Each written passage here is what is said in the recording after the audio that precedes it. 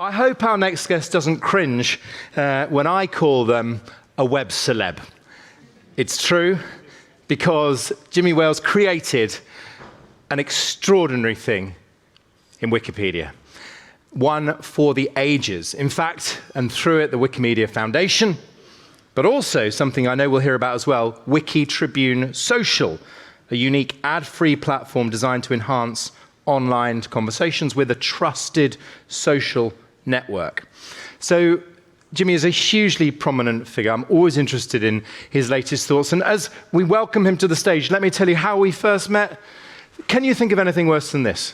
You're on a train at 7 in the morning, and someone stands up and then suggests you do some speed networking, followed by a pub quiz. If you can forgive that, which he did, you're a good human being. Ladies and gentlemen, please welcome Jimmy Wales.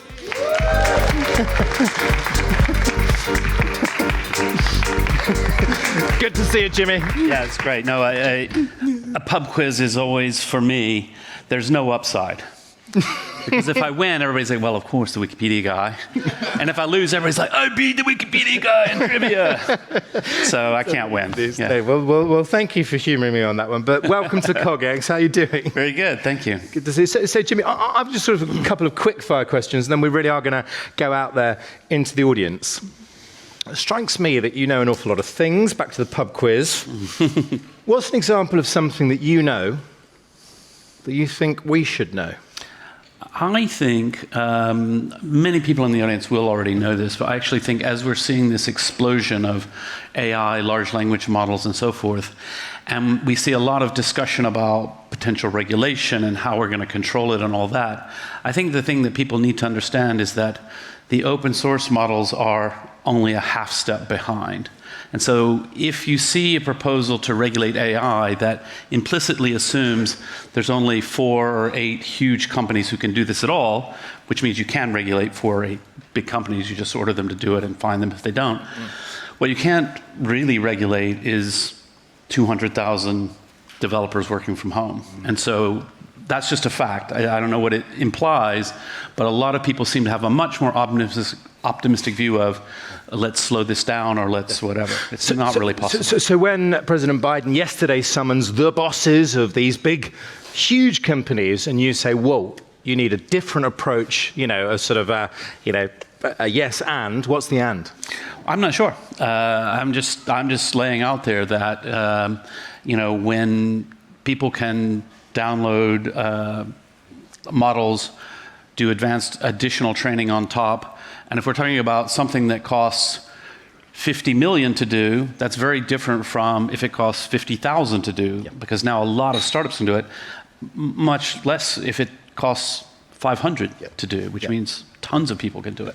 So that's just something we have to grapple with, and the idea that we can put this genie back in the box or contain it is probably wrong, and then, okay, where do we get from there? Right, so my next thought starter really, and it's nothing more than that, is to say that we all are ploughing our own furrow to a certain extent. What's an example of something that if we, and by that I mean this broader CogX community, if you like, worked together, we could do far more and we must pay attention to?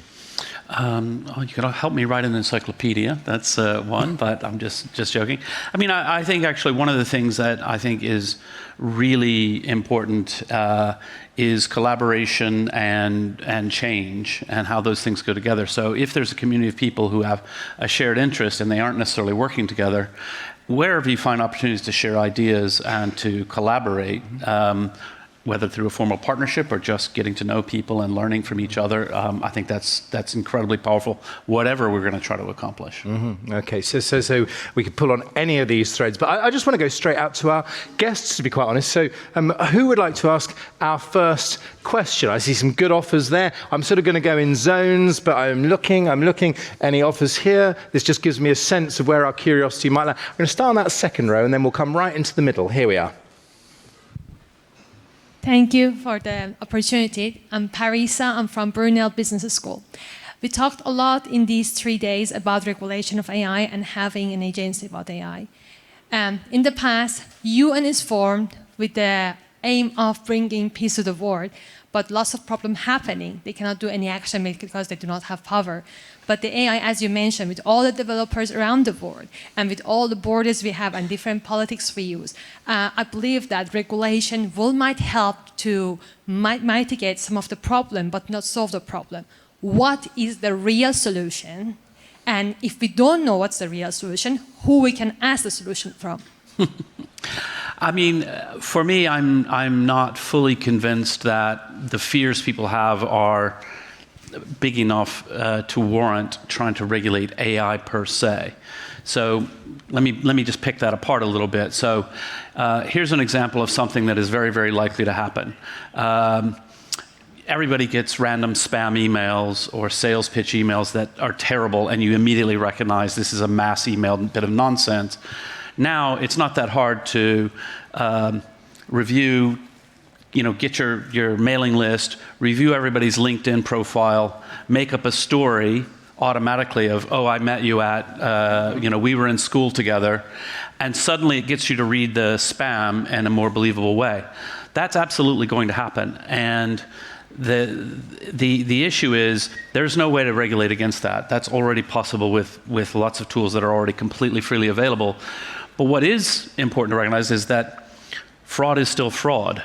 Unsolicited email, these are things. And so some of these things that people worry about, it's already illegal to call up my mother and trick her into transferring you money.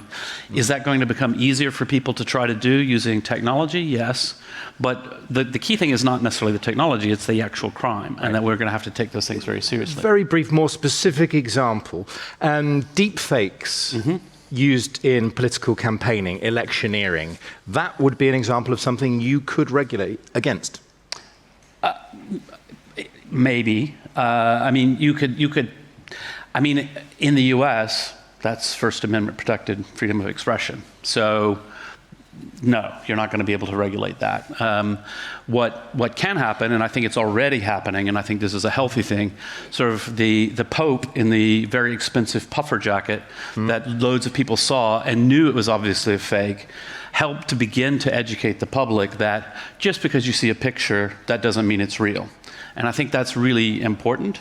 And the idea, again, go back to what's traditional. I mean, one thing to sort of talk about a deep fake used to commit a fraud. It's the fraud that's illegal. A deep fake to make a political argument that's dishonest, that's not illegal, and you can't make it. But I suppose the argument is, and we'll get to this next question, don't worry, it is illegal to counterfeit money. Correct. It should be illegal to counterfeit identity. Yeah. I mean, it already is, like identity theft, sort of pretending to be somebody in the form of a deep fake video, pretending to be Jimmy Wales. You'd make that illegal? But no, no, I don't think so. What I wouldn't make illegal is using that to commit fraud, right? Using that to libel someone, right? So if you put out a very convincing deep fake of me making racist comments, that's libel, right? And so libel is the situation, not the deep fake. If you put a deep fake of me singing Sweet Home Alabama, which I have been on television doing, I hope you would make my voice better, but that's a parody, or and that's protected. Okay, but I'm tempted to go off down rabbit holes, and we won't. Question in the front row here. No, I see you there next door, but just here, please. Thank you. So my question is about WT.social, Tribune Social, and it seems to me that could be part of the solution. We're saying regulation isn't going to be sufficient because regulation will be walked around anyway. So we need something more, and what more is a mechanism for everybody in the world to have a really good, informed, honest discussion. And I think that was part of what WT.social was created to do. But do you concede that its take-up has been slower than ideal? And how do you evaluate the general new incomers to the social media landscape? Yeah. And this is WT.social, Jimmy. And it is a 20-second primer just for Yeah. So the background and the update. So the background is I launched Wiki Tribune to try and do community journalism. That didn't work, and I came to learn a lot about what would work and what wouldn't work and so forth, and I could talk about that, but it's kind of history at this point. And I realized really the problem with journalism and the news media is the ecosystem they live in that rewards the wrong kinds of things. So launched WT.social, got quite a lot of take-up, but the software wasn't very good and wasn't ready. The website was unbelievably slow when it didn't scale well. So now we've spent time completely revamping it. We've rebuilt it from the ground up to be super scalable. And we're rebranding from WT.social, which is a pretty terrible name, to trustcafe.io, which is possibly also a terrible name, but if you've got a better one, let me know and make sure the domain name's available. And that is now open. It's available. You can go there. You can sign up. If you want to talk to me, I'm there every day. I try to answer.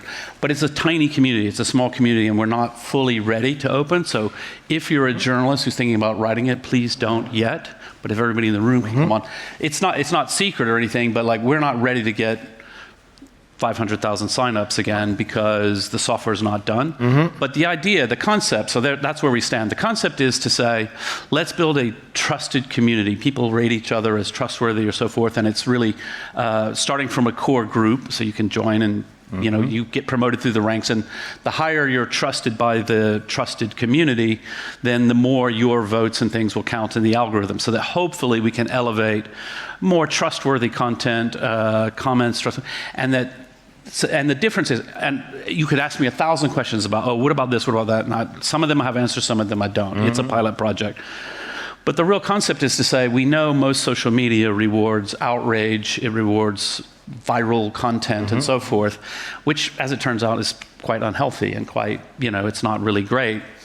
And so you have to be, you can't completely ignore engagement, right? To say, I built this perfect website that's so boring nobody ever uses it, but it's really great otherwise. It's got to be engaging and interesting, but you do have to have a priority around, okay, what's quality? Because I do think for a lot of people, I'm this way, I've deleted TikTok 3 times. I enjoy TikTok, right? And I think it's really brilliant the way the algorithm is so fast and it's fun. But really, what happens to me is I got on TikTok, 2 hours later I'm like, well, there's 2 hours of my life completely wasted. I had some fun, enjoyed some funny videos and things like that.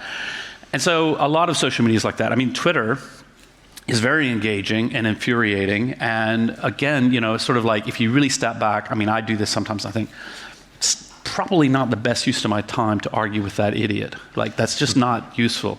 Elon will be fine without me. Get it? But anyway, I did argue with Elon. But anyway. By the way, what should he be doing differently? Oh my God. Okay, let me be fair. The problem that he faces is quite a difficult one. Yes. So anytime, and this, by the way, for Trust Cafe, it's always a challenge.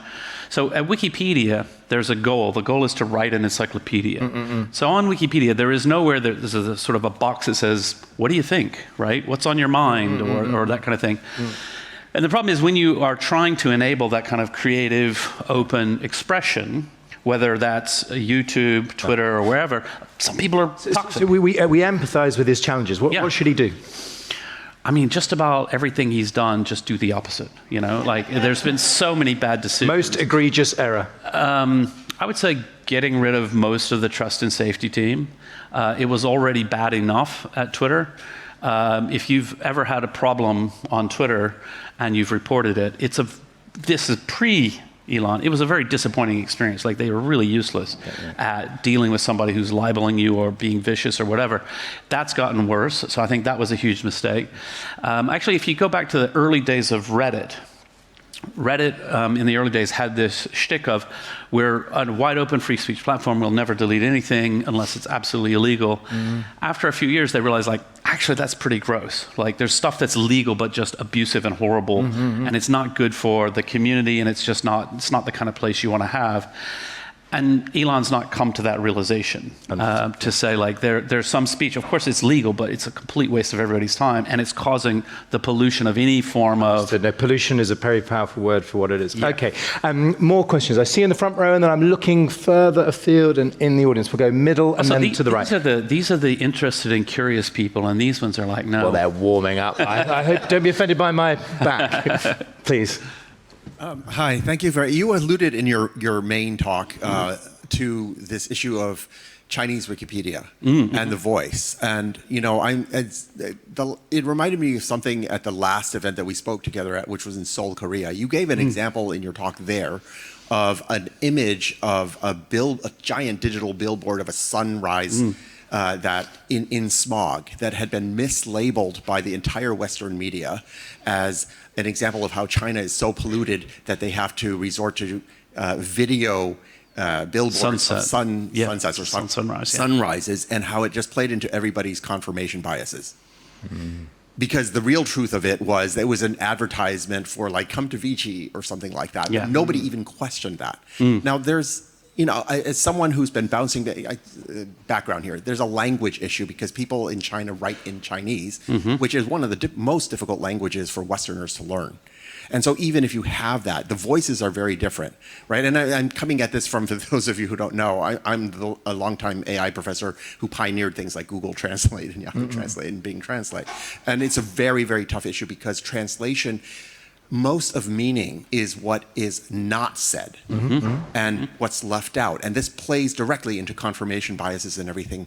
And the Chinese language version of Wikipedia is extremely different from, you know, the Chinese equivalent of Baidu, Baike, and things like that, right? And so we are not restricted here from seeing Baidu, Baike, but nobody bothers doing so because even with all the improvements to the online translators right now, it's still a pain to try to read that. But why do the Wikipedia editors not read that and pull that material out to balance out the bias? Okay, that's the question. Good question. Chinese version of Wikipedia. So it's a good question, and I don't know the answer. I mean, I assume they do read it. They read Chinese, and they're Wikipedians, so I think so, but I'm not sure. I would love to engage more and learn from you about this because I don't actually know about it. So. Okay, well, hopefully invitation accepted. But it's really interesting. Just to defend the entire Western media, it wasn't the entire Western media, it was the Daily Mail. Thank you very much. Yes, just here in about the middle there. Thank you. Hi, Jimmy. Great talk. Thank you so much. Also very interested in what your wife is doing. You mentioned about gender equality. That's something we've been engaged with CogX on. I think it might be interesting also for the audience. You've talked a lot about trust, and I wonder how that relates to politics as well. There's a platform that I term the Wikipedia of political debate, and it's called Kayalo. So I just want to make you aware of that, and maybe others can look into it. My question relates to entrepreneurship, actually, because CogX has a huge community of entrepreneurs, and I'm thinking about future leaders. There's only one of you, and we need so many more like you. I'm a positive impact consultant, so I get approached a lot by startups that have these brilliant visionary ideas, but how on earth do you get such a wonderful philosophical idea off the ground and into reality at the beginning? Can we let them know how it's done?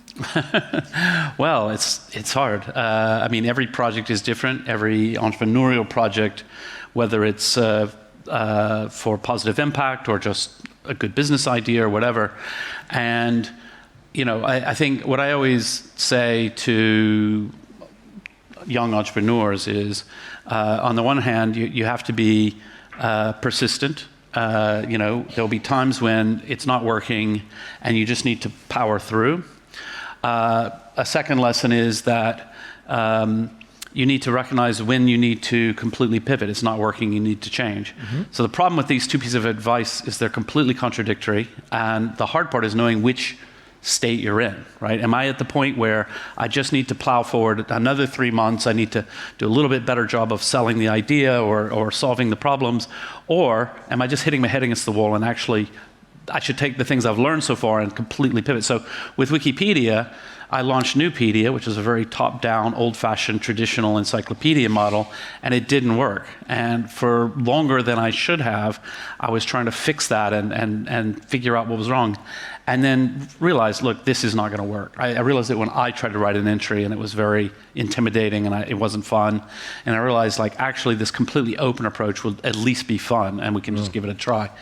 So it's hard. And I think one of the pieces of advice I have, and again, I don't know how really useful this is, except I think it's, in terms of quality of life, it's incredibly useful, which is to say, look, if you've got something you're really passionate about that has meaning to you, that you're like, this is something that's worth doing, then even if it doesn't work out and you spent 5 years doing it, your life is better than if you did something that you're like, I don't know, seems like a decent way to make money, so I think I'll just go do this for a while. The classic, simple kind of example is, I don't know, you can think of very well-paid jobs that people tend to hate, like big law or investment banking, where you can make a lot of money, but you might actually not feel that great about it because it just sucks the life out of you. So I always say, just do the thing you love, and probably you're more likely to be successful, particularly if you evaluate success not based on how much money you made, but on, did I spend my life in a useful way that I enjoyed? Thank you, Jimmy. I see more hands here. Why don't we go just in this second row, and then we'll go back one, and then across in the middle. I see you here as well. Right. So in other words, Jimmy, do you mind taking more than one at once? Just do two? Yeah, two. Okay, I mean, so I won't remember them, but... Okay, I'll help. One and then two on this side. Thank you. Hi, thank you. So Tim Gordon of Best Practice AI and Full Fact. You mentioned, I think, that the incentive structures are not right for journalists and probably politicians to focus on telling the truth. How do we change the incentive structures to make that change? Okay. Question, thank you, and just in the white shirt. Hi, Jimmy. My question is actually about the same subject of truth. Do you think it's feasible and not too science fiction-y to think about AI being used to create a truth engine, which will pretty much do the heavy lifting of verification and give you a score, like a Google ranking, but how true is this? Okay, great. Did you say Full Fact? Yeah, that's the fact-checking.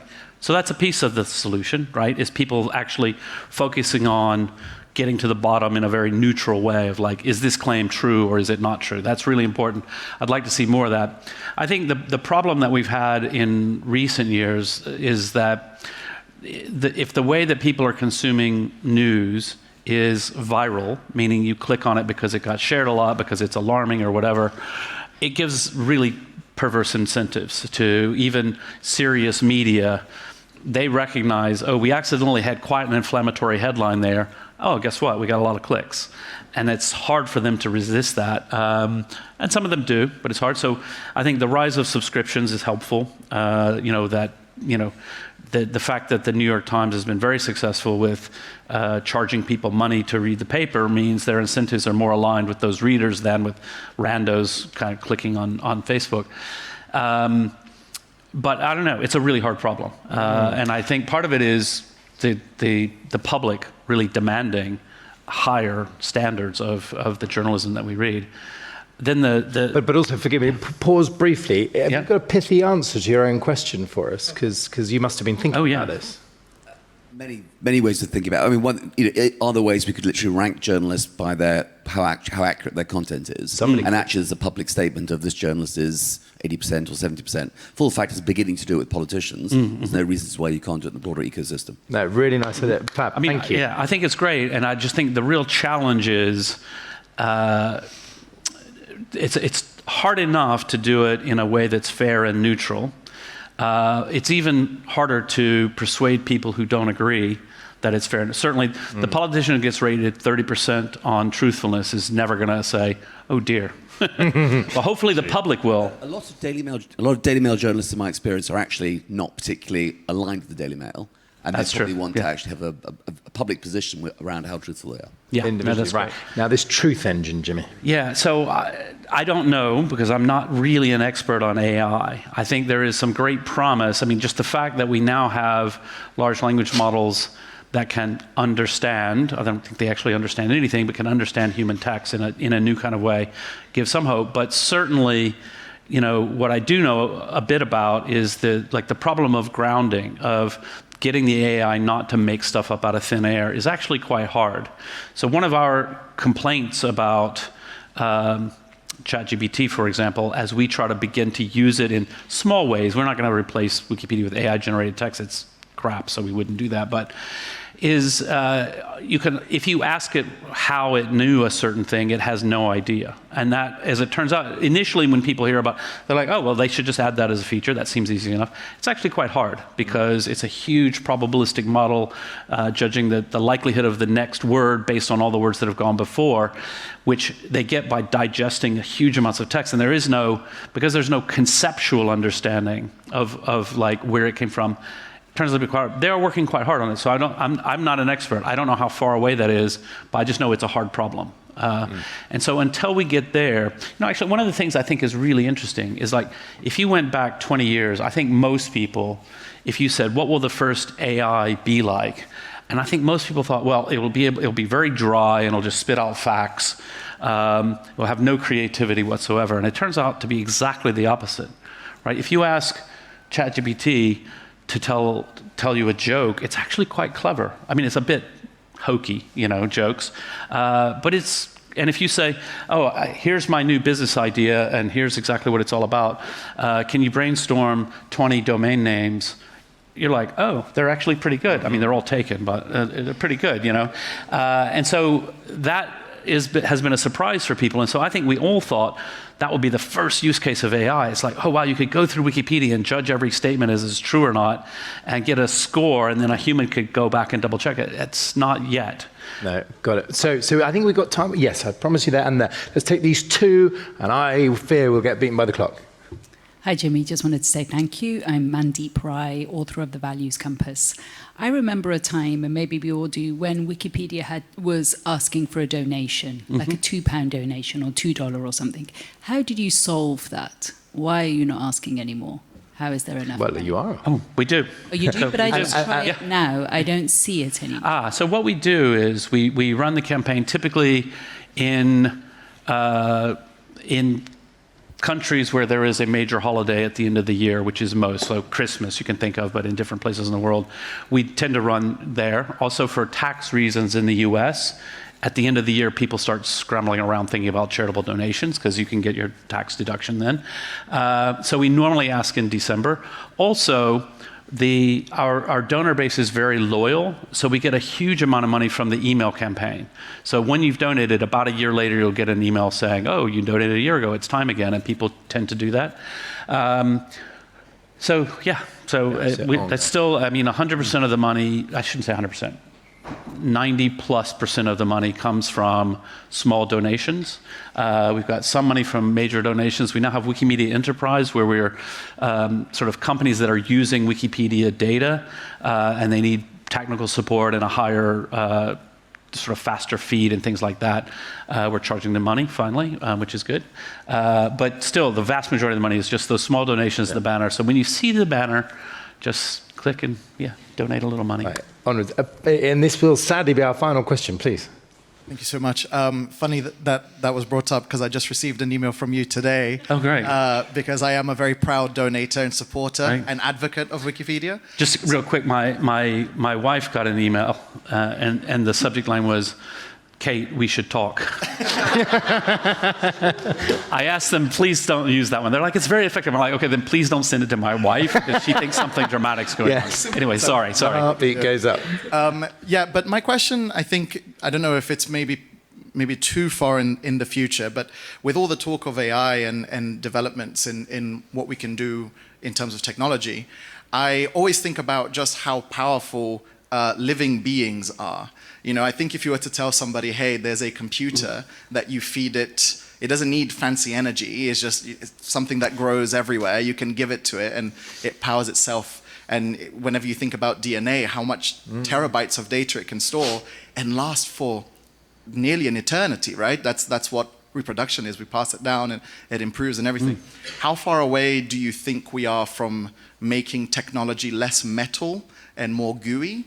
And is that even a possibility at all that you have? So that's a great question. And I also, as a parent, I do love kind of reflecting on that. Fortunately, I don't have any babies anymore, so because the problem is they also make a lot of noise in the middle of the night and so on. But it is an amazing thing to think about a toddler just learning to speak, and then realizing a year later, it's unbelievable. And then 10 years later, it's just like computers are so stupid compared to that, even when we're in an era where this enormous sort of large language model that has no idea what's real or not, right? It's got those problems of grounding and so forth. Yeah. So it's an amazing thing.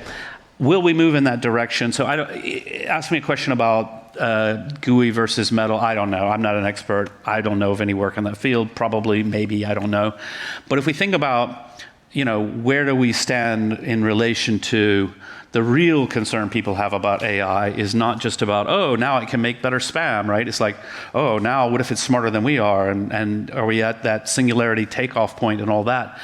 I don't know. I'm just like anybody else who's in technology. I'm like, that's fascinating. I don't think it's that close.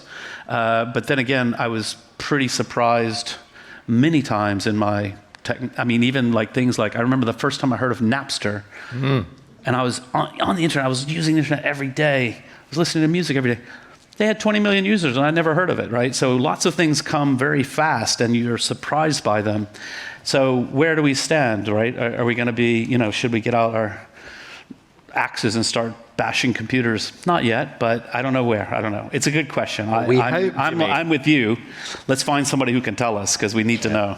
And we hope, Jimmy, you will rejoin us at CogX to compare notes on that journey. Well, I'm going to say it on behalf of many people here. Jimmy, you've helped millions of people to discover more about the world around us. I think you've changed the world. I think you are doing extraordinary work, and for that, me and many other people are very, very grateful. Jimmy Wales, thank you very much indeed. Thank you all.